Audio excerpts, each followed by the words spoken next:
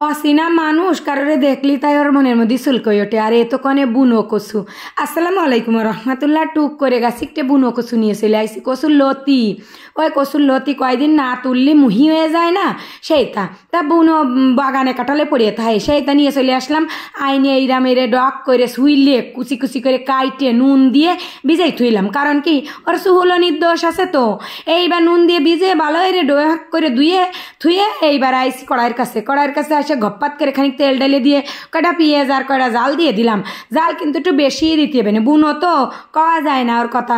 তা রসুনও দিলাম 1 চামচ আর হাফ চামচ আছে জিরে বাটা দিলাম, দিয়ে গপ্পাত করে 1 বালতি পানি ঢেলে দিলাম। এরপরে কি এত্তিসি কদিন দেখি ভালো করে মশলা কষাতে হবে। নুনও দিলাম, হলদিও দিলাম, সব কিছু দিয়ে নুন হলদি দিয়ে ভালো মতন মশলাটারে কষাইয়ে যে সময় এরম তেল উঠা উঠা ভাব হবে, সেই সময় এর মধ্যে একটা জিনিস দিয়ে দিতে হবে। কোনটা কৌদি?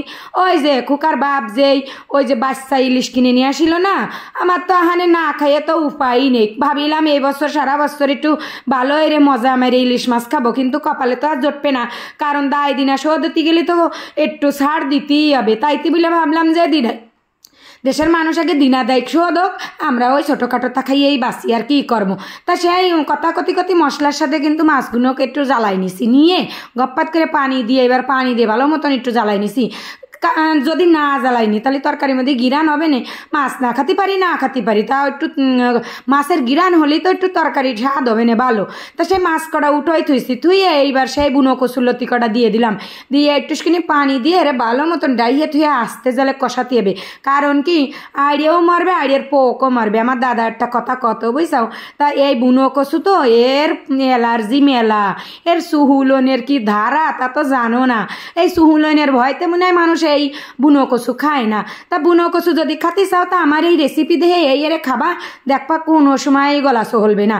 বুনো কচুর কিন্তু স্বভাব আছে। এই দেখো আমি আবার বাটি ধুইয়ে ওই পানিটুকু দিয়ে দিচ্ছি, কেননা ও গুইরাম তো একটু এদিক ওদিক জাতি দেওয়া যাবে না।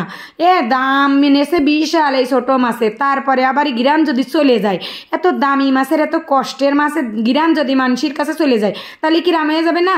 তা সে কথা কতি বুনো কচুর সে জল শুয়ে যাচ্ছে। আর একটা কাজ বাহির হয়েছে, এই যে সে তেঁতুল, ওই গত বছর তেঁতুল আমি বিচি ফেলাইয়ে কুইটে গায়ে একটু তেল মাহাইয়ে ভালো ডক করে শুয়ে থুয়ে দিলাম আজকের এই বুনো কচু খাওয়ার জন্য। আমি কি জানতাম না যে বুনো কচু খাতি হবে। তা ওই বুনো কচু মসুতে একটু তেঁতুল দিতে আয়, না হলে কি আয় ওরে বাবারে ওর সুহুলনি আরও বাড়ে।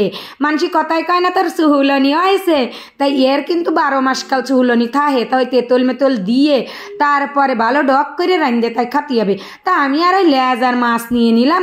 আমার খোকা আবার এই ছোটো মাছ খায় না, আবার সাথে একটু লেবুও নিচ্ছি, যদি কোনো সুহুলনি পাচড়া থাই হেথায় তাই এই লেবু জ্বালায় কিন্তু চলে যাবে।